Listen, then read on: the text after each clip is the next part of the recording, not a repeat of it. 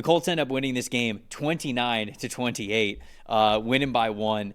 Taking down the Broncos. The top 5 graded players that we have for the Indianapolis Colts. Safety Nick Cross at the very top of the list with an 87.5. Wide receiver Josh Downs a 79.2. Safety Cam Bynum a 76.8. Running back Jonathan Taylor, he's back, baby. He's back. Jonathan Taylor's back. 73.3. And then cornerback Mekhi Blackman with a 72.6. Daniel Jones, Indiana Jones, Vanilla Vic, Danny Dimes, whatever you want to call him. 79.6, 2-0. Dalton, they're calling it the perfect season. They are calling it the perfect season. They've yet to punt the football. I forget who the Colts punter is, but he's about to be out of a job. I believe it's Rigoberto Sanchez, who has the best job in sports right now. He does. He's cashing checks. He's getting paid to He's showing up, hasn't even had to walk out onto the field. He's getting paid to do less than us right now. For a second of game time. You love to see that. That's tough to do. On Denver's side of things, defensive tackle Zach Allen at the top of the list with a 79.6. Edge rusher DeAndre Tillman with a 78.3. Wide receiver Troy Franklin. Boy, that connection between him and Nix, pretty good so far this season. 76.7. Offensive tackle Garrett Bowles a 75.4. Safety Talanoa Hufanga with a 70.1. And then Bo Nix, still the gunslinger, still the outlaw. Hasn't been good through 2 weeks. 48.6. Dalton, obviously, this game's kind of wacky down the stretch. You had a Knicks interception where it felt like all they really had to do was sort of like run the ball and keep themselves into field goal range. And they ended up, Knicks threw an interception because as he was throwing the football, it bounced off of it grazed a defensive lineman's hands. So it sailed on him a little bit. So they get that interception. So they're not able to score points there. They end up getting the ball back. They get into field goal range. It's well within Will Lutz's field goal range. He misses it right off the upright. The Colts get the ball. They march down the field. They get into field goal range.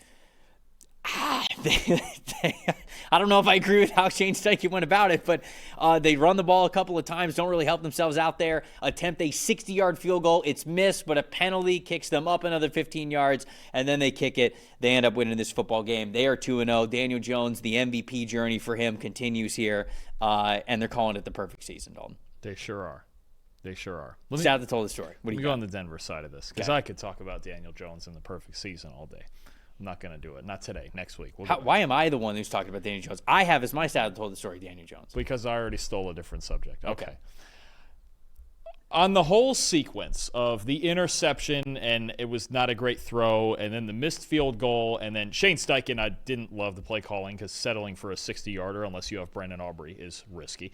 And then you get the penalty. You had a moment on the drive before for Denver where, what is it, J.K. Dobbins got a delay of game penalty for spiking the ball, and then there was another penalty, and they were in 1st and 25 because they could have scored a touchdown to put the game away, and it never happened, and then they missed the field goal. Okay. Trev, I told you last week I did not like the way this Broncos team, especially the offense, was playing. Undisciplined habits bring undisciplined results, and that's what they got out of this, and this includes even 60-yard field goal. Don't touch the long snapper. Don't touch him. There's no reason to. You're not supposed to, especially when his head is down. They'll call it. Don't think they just won't call it. I don't disagree with you. They blew it. Yeah, there's a whole slew of ways the Broncos blew this game relating to a lack of discipline. And then I look at Bo Nix being their lowest graded player on offense. Mm-hmm. I told you I didn't like the way he played last week. Mm-hmm. And I don't like the way he played in this game. First 3 drives, everything was great. Okay, you get if you're going to get outlaw Bo Nix, high variance Bo Nix, okay? This is what you're going to get. His first 3 drives, spectacular. 88.3 passing grade, 8 and 9, 100 yards, 2 touchdowns, 2 big-time throws, and coming with the outlaw there, 11-yard average depth of target. We're slinging it downfield, right? And you're feeling like a quarter and a half into this. You're feeling really right about the debate we had last week. Then I get to the rest of the game beyond the first 3 drives. 29.9 passing grade. The interception, 3.2-yard average depth of target. 14 to 21, 100. He had almost as many yards on the first 3 drives as he did the rest of the game. It's because he wasn't a gunslinger. No, he wasn't accurate. No, he just wasn't a gunslinger. He just wasn't pushing it. Average depth of target went down to 3. I'm going to ask you. No, you didn't even check the ball even further. But even then, the accuracy is off. And 5 of those 14 completions are screens. So all of a sudden, Sean Payton's going, what are we doing here? I can't be wasting his time throwing screens. Here's the thing. Here's what I need you to do. I'm telling you right now. Sometime before our next show, please watch Bo Nix, the mechanics. Watch him throw the football. I watched the game with you. We watched it. No. Upstairs. Watch Bo Nix. Go back and watch 12 to 15 Bo Nix throws from the last 2 weeks. And then go back to last year and watch a dozen or 2 dozen throws. And you tell me the mechanics aren't off, because they're off. The footwork, it's flat-footed. His front leg is stiff. He's not following through. It's messing with his mechanics right now are not the same as last year, and he's not as accurate as he was last year. The ball placement it's off, and it looks to me just like this bit of I've seen other quarterbacks do this. Trevor Lawrence mechanics got off when he was struggling his rookie year. His other quarterback, it's a thing. That's why Tom Brady used to go and work on it every offseason. Just mechanics, just keeping your mechanics consistent. Bo Nix is not throwing the football with his footwork, especially the same way he did last year. He's not, and it's causing this. And then the high variance mentality. And I get it. You want to take deep shots. You want to be more explosive, but This is not the way Denver needs to play offense. And I know they scored 28 in this game, and they maybe still should have won it. But there is this undisciplined, gunslinging bit with bad mechanics that I'm not about with Bo Nix right now. In this game, I think it did show up. It did. The first 3 drives was great, and once the Colts figured out, hey, keep a cap on it, just don't let them. Bo Nix is not a guy that I thought you would have to sit there and go, hey, make him be accurate. He's been accurate for 3 years, 2 at Oregon and 1 last year. And now he's not.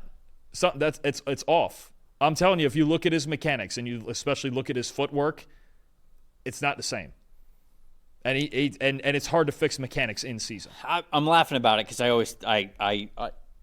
I'm sticking with my theory of what I've talked about in the preseason, what I've talked about. That doesn't mean your fundamentals go away. Sure it does. Pushing the ball downfield should not imply that your fundamentals decay because of it.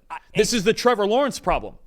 Right, but I'm just saying, like, his whole mentality is different. I'm not telling you that's a good thing. I'm not telling you it's like, oh, his mechanics are bad. See, it's working. Obviously, you have to work through that. But when you become much more of a gunslinger quarterback, your whole mentality changes. You approach the game differently. And so, yeah, there are going to be moments where he's attempting passes that he normally wouldn't, and he's just like, it's not muscle memory for him yet. And there might be a world, I want everybody to understand this, you included, there might be a world where this doesn't work. I'm not saying that it's not, but I'm telling you what I think probably happened this offseason. I think he talked to Sean Payton, and him and Sean Payton were like, yeah, let's kick it up.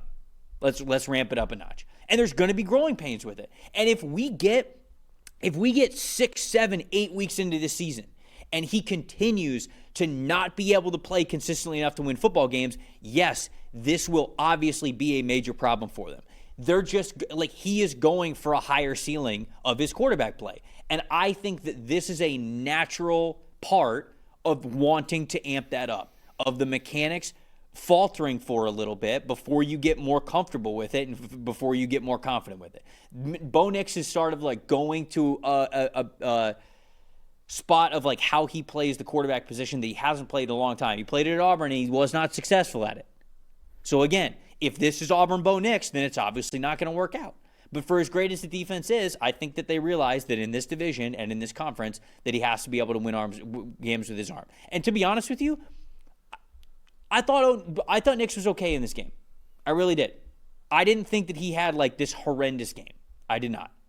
I thought he was fine. I thought the Denver Broncos did enough to win this football game. I do not think he played well in the second half of this game. He didn't play great in the second half, but I think from a totality standpoint, because playing in the NFL is really hard, you're going to have stretches where you don't play well. They went into Indianapolis against a really good team and should have won the damn football game. They didn't, but they should have. And I think one of the reasons why they should have is because how Nick started the game and how aggressive he was with a high average depth of target, with 2 big-time throws. That also he gets credit for if he's going to amp it up. But right now, they are taking the good with the bad. A lot of his efficiency metrics 2 weeks into the season are bad.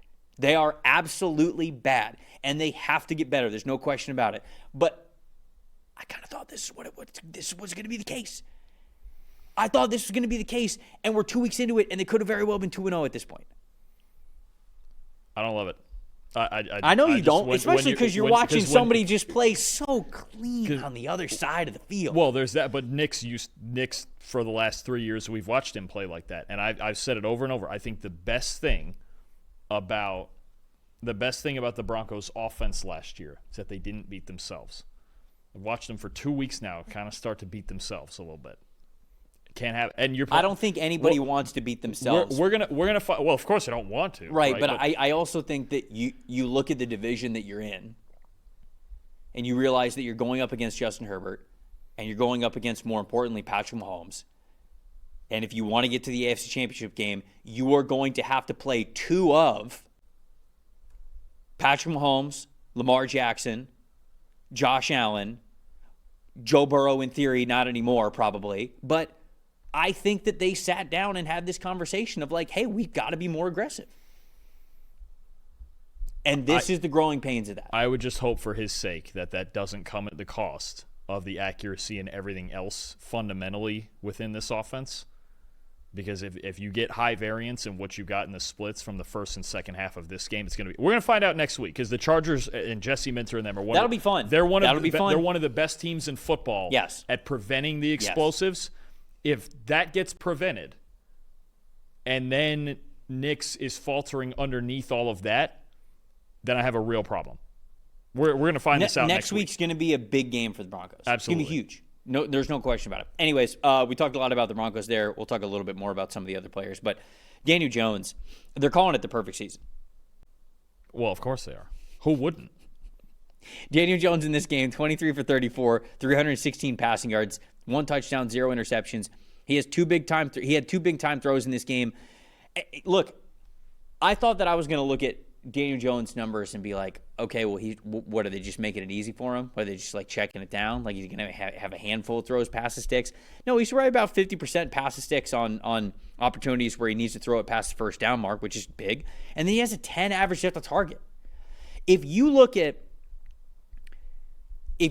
a lot of the big numbers that Sam Darnold had last year with the Vikings, right?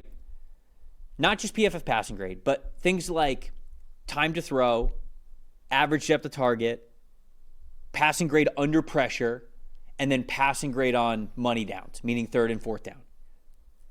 Through 2 weeks, small sample size, Daniel Jones versus Sam Darnold last year on the Vikings has a quicker time to throw, has a better passing grade under pressure, has a better passing grade on third and fourth down, and has a further average depth of target. He is all of the metrics that you would want to measure him against Sam Darnold in the phenomenal year that Sam Darnold had in 2024. Daniel Jones is better than him.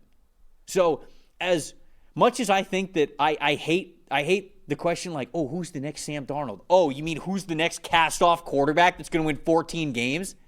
I kind of hate that question as much as I hate who's the next Brock Purdy, right? Who's the next Mr. Irrelevant pick at quarterback who's going to take my team to the playoffs? And who's the next Puka Nacua? Okay, if I knew if I knew who the next one of those was going to be, they probably wouldn't have been 6th and 7th round picks. So I almost hate that question as much as those other ones. But Daniel Jones is the legitimate answer because he's better in a lot of the areas that you had concerns about with Sam Darnold last year on a Vikings team that won 14 games. Now, obviously, it's a team game. It's not just Sam Darnold. But you feel pretty good about what Daniel Jones has been able to give you. Well, the theme holds, too, that you're going from two teams they were drafted by that had absolutely nothing to work with to two pretty cushy offensive environments in Minnesota, in Indianapolis, and I think a play caller in Shane Steichen that fits Daniel Jones' skill set perfectly. That's all he wants him to do is the fundamental things, and he's turned that into, through 2 weeks, being the 8th highest graded quarterback in football. Every single drive in this game had 6 plays or more. Every single one of them. They have yet to punt the football in 2 games. Some of it are calling it the perfect game, or the perfect season. Some are. They have the second highest EPA per play of any team in the league, and the only team that has a higher EPA per play is the Chargers, and they've only played 1 game. So they play on Monday night. So depending on how the Chargers play tonight against the Raiders, the Colts might have the highest EPA per play of any team in the NFL with Daniel Jones. That's pretty impressive. That is pretty impressive stuff from Shane Steichen. It really is. Especially in a back-against-the-wall season. Because how many of those do we get and it actually works out? I feel like it's almost never. My philosophy is if you are on the fence of firing your general manager and your head coach at all whatsoever, you should probably do it. They gave Chris Ballard and Shane Steichen another year. Their backs against the wall. It's 2 weeks, long season. They got 15 of these to go. But sure looks good already. Yeah. And it should be mentioned, and I'll do the most impressive real quick also, and Jones had to step up in this game. And my most impressive guy is Nick Cross, their highest graded player, because you look at what he did in this game with an 87 coverage grade. You look at what Cam Bynum did, their other safety, with a big interception late in the game. This team is starting Mekhi Blackmon and Xavier Howard at cornerback. Both of them have been on the team for less than a month. So you're talking about a defense that's severely compromised. They didn't have Leatu Latu off the edge in this game either, and yet they found a way. Daniel Jones and Shane Steichen in this offense, and Jonathan Taylor, we should mention him as well, found a way to get this done. Tyler Warren looks fantastic through the first 2 weeks of the season. Tyler Warren looks incredible. He's just incredible. And you just go, the way that they had to win this game, and the fact that Jones is just doing his job he's just taking all of it in stride and not feeling any pressure of, hey, the former 4th overall pick sitting behind me. There's this big controversy about who should the starting quarterback be, and through 2 weeks, there isn't a question at this point. And this is what I thought, is that Jones just gave them a better shot to win football games. And even if they had come out of this game and they lost 28-26 or whatever it would have been had the penalty not been called at the end, I would still feel pretty good about it. And honestly, just go, they played this game with, again, Xavier Howard and Mekhi Blackmon at corner. They've both been there for like 3 weeks. I go, well, you lost a high-scoring game to a good team. Now you won this football game. And Houston, we'll see what they look like tonight against Tampa with their offensive line. You feel like if Daniel Jones plays like this, there's an AFC South title, at least it's possible. Yeah, it's at least possible. And that's where I was going when I was on the Daniel Jones side of that argument, as I go, I think he can just be more consistent, and that's all Steichen wants in this offense. Well, especially when you have a guy like Jonathan Taylor, who's my most impressive in this game. 25 carries, 165 rushing yards, 2 targets, 2 catches, 50 receiving yards, 8 missed tackles forced from Jonathan Taylor. He didn't have the best overall grade, but, man, he looks like he's back. He looks like he is healthy. He looks like he is confident, and you are allowed to have your quarterback in situations where they feel really comfortable and confident when you have a guy that it's in the backfield that you have that much faith about. You know, like it's the way that we talked about Bijan Robinson with the Falcons. You know, it makes it so much easier to get backfield players involved when they're already one of your best playmakers, and Jonathan Taylor has been so far this season. Most disappointing for me, before we get to you, Broncos linebackers. Alex Singleton, 48.4 coverage grade in this one, a little bit better in run defense, but they need Dre Greenlaw back, man. They have to get Dre Greenlaw back. They signed him because they need athleticism in the second level of their defense, and right now they just do not have it consistently. For as much as Singleton is good between the tackles, and I think he's reliable, he can be a high-floor linebacker for you, you have to have more speed there. That's why they signed Greenlaw. They need him out there and healthy. Linebacker coverage was the biggest weakness on this defense last year. Yep. With as long as Greenlaw is out, that's going to continue to be the case. My most disappointing one actually is if they're going to go with outlaw deep shot gunslinging Bo Nix, they've got to get Cortland Sutton the ball. Denver, 1 catch for 6 yards in this game. You just can't. I know Troy Franklin had the big day and the big touchdown, but Sutton, that's your best skill player. You have to find a way to get him the ball, especially if you're going to have this new vertical offense they're trying to have.